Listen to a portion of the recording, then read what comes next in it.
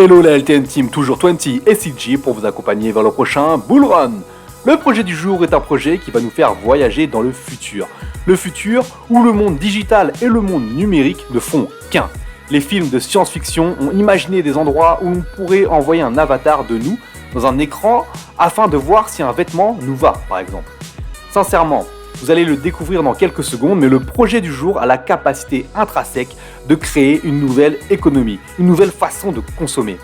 Comme vous en avez l'habitude maintenant, vous verrez une explication sur l'utilité et le fonctionnement du projet, une analyse graphique et nous finirons par vous donner notre avis personnel sur celui-ci.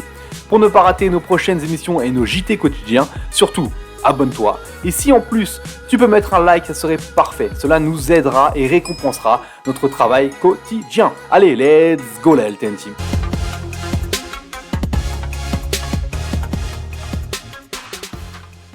Bonjour à tous, bonjour 20. Le projet du jour est celui de Luxo avec son token le LIX. La première chose à savoir lorsque l'on arrive face à un projet, c'est de savoir à quoi celui-ci répond. 20 l'a à moitié évoqué dans l'introduction, mais Luxo s'est posé une question et a tenté d'y répondre de par son projet. Sa question c'était, dans un monde en constante évolution, où le temps libre des gens est de moins en moins important, comment leur manière de consommer va-t-elle évoluer ? La réponse de Luxo a été de se dire que les nouvelles générations sont de plus en plus connectées et à la recherche de nouvelles expériences. Ils se sont donc engouffrés dedans en proposant leur propre nouvelle expérience. Le but est ici réellement de pouvoir maximiser l'expérience utilisateur avec plus de flexibilité et d'interaction. Nous sommes sur un secteur, sur la création digitale, principalement sur deux secteurs d'activité, la mode et le lifestyle. Mais alors, comment cela fonctionne-t-il ? Qu'est-ce que Luxo a de différent ? Il y a deux points importants dans le système de Luxo, l'identification et la virtualisation. Tout le projet tourne autour de ces deux mots. Pour Luxo, le futur passera par une identité digitale. Et en y réfléchissant bien, on y est déjà un peu dedans. Vous ne connaissez certaines personnes des réseaux que par leur surnom, comme 20 et CG par exemple. C'est déjà une identité digitale. Luxo a créé ce qu'on appelle un wallet qui sera votre identité digitale sur leur blockchain. Tiens, nous avons déjà vu ça dans le projet Civic. Si vous ne l'avez pas vu, vous voyez le lien en haut de l'écran qui s'affiche. L'avantage sur une blockchain, c'est que vous aurez le contrôle total de votre identité. Et l'on disait que Luxo permettait donc à chaque partie d'avoir sa propre identité et ensuite de pouvoir communiquer, travailler ensemble sur une seule et même plateforme, Luxo. Mais surtout, point primordial, l'utilisateur garde le contrôle sur ses données, contrairement au monde actuel où la vente de données est devenue un vrai business. Ce qu'ils appellent la virtualisation est le fait de pouvoir transférer un objet physique dans un espace virtuel via le processus de figital.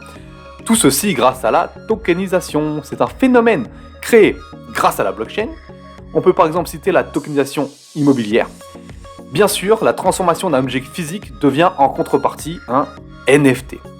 Ils sont d'ailleurs vraiment partout ces NFT. C'est vraiment l'avenir au même titre que la blockchain. Rentrons maintenant dans la partie technique de ce projet avec les informations pertinentes qui sont relativement compliquées à trouver. Au niveau de la team, nous pouvons voir sur le site internet qu'il n'y a que 2 personnes qui sont mises en avant, qui sont les créateurs du projet. Alors autant Fabian a l'air d'être très compétent vu son passé chez Ethereum, autant ce peu de présentation laisse songeur même s'il y a des offres d'emploi en direct sur le site, ce qui laisse penser qu'il y a quand même une équipe derrière.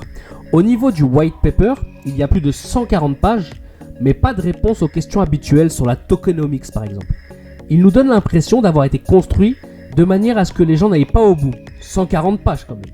Sur CoinGecko, nous pouvons voir qu'il n'y a que 15 millions de tokens sur le marché sur un total de 100 millions. Ça veut dire qu'il va y avoir 85% des tokens qui vont arriver par la suite. Autant vous dire que cela est très dangereux. Faisons un tour du côté du graphique. On est ici devant celui nous montrant le prix du token contre le dollar sur l'échangeur KuCoin.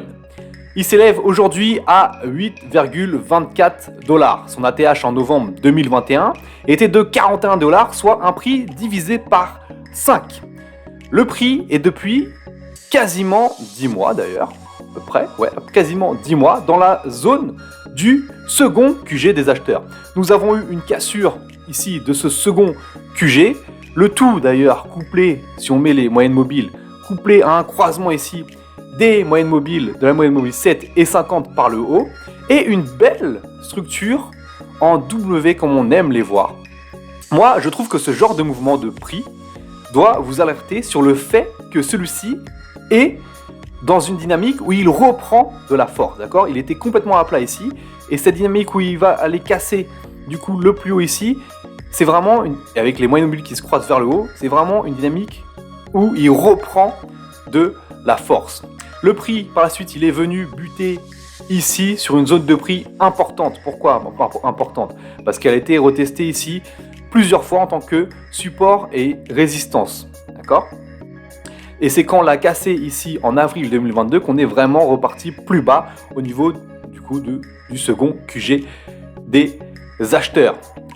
Le prix, il a besoin maintenant de reprendre des forces pour aller revenir, retester cette barrière qu'il a au-dessus de la tête et pourquoi pas la casser. Est-ce maintenant le moment pour investir ? Je trouve que la localisation, en plus de l'action du prix, est intéressante. Après, être allé tester donc son plafond à $12, il revient ici au QG des acheteurs, donc au second QG des acheteurs là, qui se trouve entre $9,34 et $5,03 et s'approche du retest de la MA50 ici vers les $7.